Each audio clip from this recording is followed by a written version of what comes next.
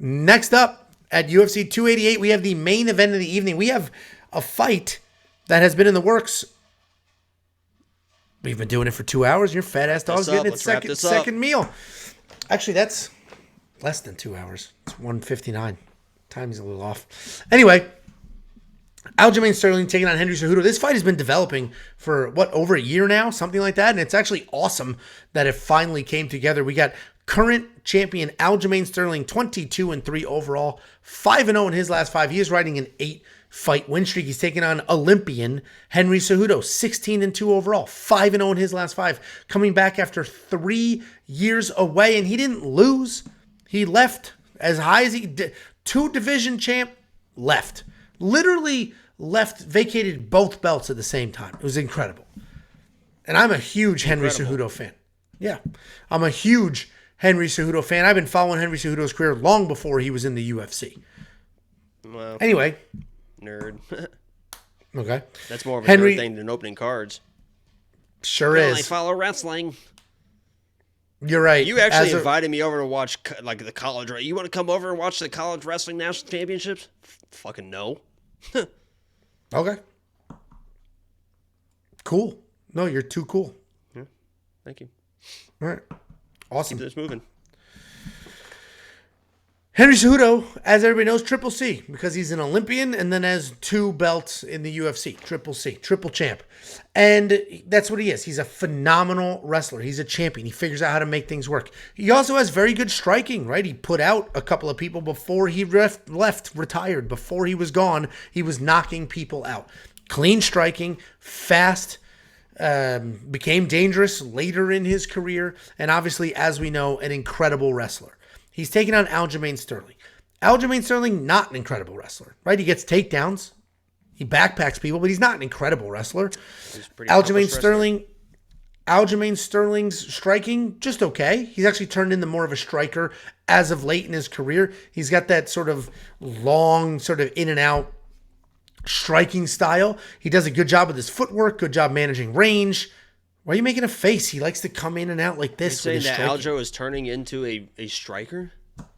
If you look at his stats and if you look at his career, he started as just wrestle. And then in his last 3-4 fights, wrestling isn't game plan number 1. Okay, fuck off. You do your breakdown in a second, stupid muppet. He has 8 takedowns in his 3 title fights, including 3 against Jan, 5 against TJ. And that's because TJ had 1 arm and it was very easy to get him to the ground. And that's the problem with Aljamain Sterling. There's an asterisk next to every single one of these wins. He played up the knee, faked an injury, faked the illegal knee, whatever it was, to win the belt. Then won what a lot of people think was a controversial decision. Then he just beat a dude with 1 arm. Obviously, not his fault. He went out there, beat the shit out of him. He's not a judge, so it's not his fault if you think he got a bad decision. But there's an asterisk next to every single one of his wins. I love Henry Cejudo. I want Henry Cejudo to win this fight. But to ignore 3 years away is troublesome. And, you know that, have you seen that handshake video floating around? What are you going to say? Aljo is so big. He's fucking huge, dude. He's a weight fucking bully. huge. He literally is a weight bully. Great. Okay, fine. He's absolutely... Oh, well, yeah. I mean, because I'm not trying to... and he does it well. He's absolutely tremendous. And Henry Cejudo might have a little bit of trouble. So I think Aljamain Sterling is going to win this fight. I want Henry Cejudo to win this fight. I would love for Henry Cejudo to win this fight. I will be rooting for Henry Cejudo. But I think Aljamain Sterling is going to be too big. He's been too active. And I think, stepping in there for the first time in 3 years, immediately into a title shot to literally the biggest person in this division, the biggest person he's ever fought, I think he's going to look a little slower. I think he's going to, the timing's going to be a little off. Henry Cejudo's fight IQ is absolutely through the roof, so I hope he puts that together. Aljamain's the pick, but everything, I want Cejudo to win big time. What do you think? Let me just first start by saying I'm not an Aljo hater. I think Angelo knows as well. I'm not. I picked Aljo to win both of the I am. So Right, and just to I help picked with my Aljo to win both the Piotr Jan fights. Exactly what we did. I also picked Leon to win both the Usman fights. The only person in the world to go 4-0 on those picks. So I'm not an Aljo hater. I like Aljo. He's a great guy, and he's definitely got skills. I mean, on the ground, he is an absolute animal, and that's why I picked him against Piotr Jan. I thought he could get the takedowns that he didn't get in the first round in the second fight, and that's exactly what happened. But as a striker, he is just very lackluster. I mean, he's not super tactical. They like to say, and even in the breakdowns and the lead up, he's an unorthodox striker. Aljo is unorthodox Yeah, that just striking. means you suck. Yeah, that just means you don't know what the hell you're doing. And it's not even like he throws wild stuff with power. Everything is pillow fisted. The kicks are kind of weird. It's kind of half-ass kicks. Against Piotr Jan in that first fight, especially, he was doing like wild spinning stuff and just falling down after he's striking. It was embarrassing. I mean, Henry Cejudo is the better striker in this matchup. I don't think there's any question about that. If you're arguing that, I think you're just, I don't know what you're watching. If I could copy and paste the Henry Cejudo from 3 years ago and drop him into this fight, I think he dominates. I think he 100%. absolutely dominates his fights. I think that there's no threat in the offensive wrestling from Aljo, and he just absolutely dominates the striking exchanges. But 3 years off is a red flag. Physically, he looks fantastic. You see him in the embeddeds. I mean, he looks fantastic physically, and it seems like he's been training for a year for this fight. It's what he says. He's been coaching. He's been training, ready for a fight. So it's not like this was, 6 weeks ago. Oh, I'm coming back, and now I'm going to fight, and I'm going to try and make it all work in 6 weeks, 12 weeks, whatever it is. So he has been training. So I think physically he's going to be fine. But at 36, sometimes you do slow down. I think he can win the striking exchanges, and Aljo's takedowns, to me, aren't good enough to take down a guy like Cejudo. So I'm going Cejudo in this matchup. I think Aljo, with his takedowns, he's not an explosive double leg. He's not an explosive single and then cut the angle and this and that. He gets the single, he drives you to the fence, and he works you from there. It's methodical, right? And he works. I mean, he can get takedowns against other people, the trips and this and that. But against a guy such high level in Cejudo, I just don't think he can get the takedowns. But weird things happen. Cejudo has that karate style that he goes to. He throws a lot of kicks. He has great leg kicks. If all of a sudden a leg kick's caught, there's a scramble, something weird happens on the ground, and Aljo gets this dude back, of course he can submit this guy. Of course he can backpack this guy and submit this guy. If he gets, he can submit anybody almost in the UFC probably. Aljo is very good on the ground and is a submission threat at all times. So yes, if there's a weird scramble, Aljo ends up on his back, he can submit this guy. But as far as just coming in, shooting a takedown, taking him down, I just don't see that path to victory for Aljo because I think his takedowns are very, very overrated and too methodical for a guy as high level as Henry. So I think this is mostly striking, and Henry is the way better striker in this matchup. But I fully understand the threat that Aljo possesses if there is a weird scramble on the ground. So I'm going Henry Cejudo in this matchup. I like Aljo. I might even be rooting for Aljo, even though I have my bets. I kind of hedged it in the way. Premium members know what it is. I got a big bet on Henry Cejudo this week, and I think he gets it done. I'm not surprised that he flipped to the favorite. I got him when he was a dog. He's a favorite now. We'll see how it plays out. Closing odds. Yeah, listen, I agree with everything in that, except I think Aljamain can get the takedowns, but not clean takedowns in the middle of the cage. I think he can get Henry against the cage and literally just big brother him. Pick him, literally can pick him up. I agree just with pick that. him That up. he is so big that maybe he does just kind of muscle him. Maybe he does just muscle him to the ground, but he can straight up pick him up. You wrap your hands around the butt. What's Henry's going to do? No, I watched a TikTok that when somebody grabs you around the back like this, and they're trying to pick you up, you spread your legs and you make your base. So you're doing like this, and they have their arms around like this, and with like that they can pick you up. But if you spread your legs, boom, and make your base. And then what you do is, I think you lean into a way, and you can scoop that person's leg, and then you take them down like this. So don't be surprised if you see Henry, if he's in that kind of like seatbelt body lock, you make your base like this with the legs, you duck the shoulder under, and then you take and you slam. So that would be my advice for Henry. I saw it on TikTok.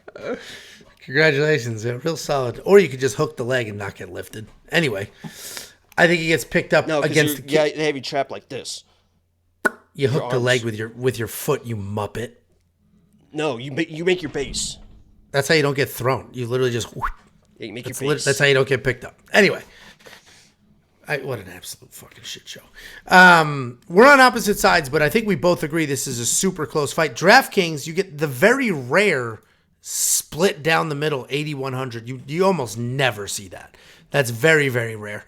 So pick your side. It's 5 rounds, and I imagine it's 5 rounds of 2 little guys. There's going to be some scoring here. I don't think it's going to be pitter-patter strikes. I do think there's some level of wrestling, either from Henry or from Aljamain. I think Aljamain personally is going to bully against Cage, get the takedowns. Jacob thinks that won't happen, and Henry's going to light him up on his feet, which could happen. And I completely agree with your statement where you said, if this was Henry from 3 years ago, this isn't even close. Henry from 3 years ago, this should be minus 300, but it's not. What's up? A lot of people, and I've seen this before, that, oh, Henry's just doing this for the money. He's just doing this for the money, this and that. I believe Henry when he comes out and says, listen, I want to come out and put my name on the record books. I want to be like Jordan. I want to be this. I want to be known as the greatest of all time. He's a lifelong competitor, man, and you don't lose that burn. And I think this is a competition thing for him. And obviously the money's good. I mean, he's going to get paid for it. What it is. But he's just such a competitor. I believe that this truly is a competitive fighter. He's not just doing it for the money. No, I don't think so. And he's got incredible fight IQ. Somebody said he's one of the best coaches out there right now, and he absolutely is. Look at the people coming out of his gym. John Jones, for fuck's sake. Obviously, he didn't make John Jones who he is, but... Well, it's funny because he actually worked John Jones. There's video of him working through that exact same position that Gane was in. He was like, you don't need to do this. Just do this. And that's how John won the fight. But the interesting part is, and yeah, you mentioned he worked with Figgy, he worked with Wei Lee. Who was the other one? He was working with Gastelum too, right? I think he was working. He did. With Gastelum was looking great. But it's funny because John Jones won that fight and thanked everyone except for Henry. And I think Henry was a big part of that camp and game planning and stuff. He literally thanked everyone except for Henry. So that's funny. What an asshole. Anyway, you know our sides. You know how we feel. Let us know how you feel in the comment section. Oh, Jiri. Another one. Yeah. Well, his arm's fucked. Anyway, become a premium member. It's only $10 a month. You'll get literally everything you could ever imagine. We do pretty well on pay-per-views. We're up 23% net profit for every pay-per-view this year. That's 29.9 units of net profit. If a unit for you is $10, we're not even halfway through the year. We're only 5 months into the year, and you would have $299. If a unit was $10, you'd have $299. Congratulations to you. Pay-per-views have done well for us. I imagine this one will be more of the same.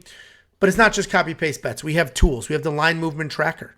There are 2 different fights on this card, open as big underdogs, closing as big favorites. And that movement, whether lines are closing, lines are widening, that is very insightful movement to give you ideas or give you, honestly, a lot of what we do is tell you who to stay away from. The reason we made money at UFC Vegas 72 is because we avoided the landmines. We were not overly committed to any of those favorites that lost. There was a lot of favorites that lost this past week. And the line movement tracker can help you do that as well. The trends tend to be pretty accurate. We also have all sorts of other data and analysis and metrics and interactive charts and things like that to help you find your spots. And it's not just us. We also have Artem. Artem is breaking down fights, giving detailed... Another shrimp on the barbie. He's from New Zealand, not Australia. Detailed breakdowns on non-UFC fights as well. He has a whole huge, ridiculous write-up on ONE FC, which is Friday. He's doing Cage Warriors. He's doing LFA. He's doing Bellator, PFL, all of these other organizations where there are always very nice spots to be had. And if you sign up for premium, use his code ARTEM so that he gets paid. Dingo ate me, baby. We accept credit cards. And if you want $50, I will send you $50. WeWantPicks.com/bet. Sign up with any one of our betting partners using our links. Make a deposit. I send you $50 as a thank you. Jakey boy, any last words? Friday night, the big pack opening. We got some more packs to open as well, but this one we're looking for apparently the Hasbulla cards that could be in this box are going for $25, $50, $100,000 fucking dollars. That's not even a joke, Angelo. Isn't that a joke? But it's not a joke. So if we pull one of those Friday night, we're going for some helicopter dig. I'll tell you that. Okay. All right. Well, join Jacob on Friday. I mean, I don't know how you're all going to tell your amazing wives and girlfriins, but join Jacob on Cinco de Mayo Friday night. Maybe I get some Modelos, huh? I anything to make you happy, bud. Anything? I already hit end.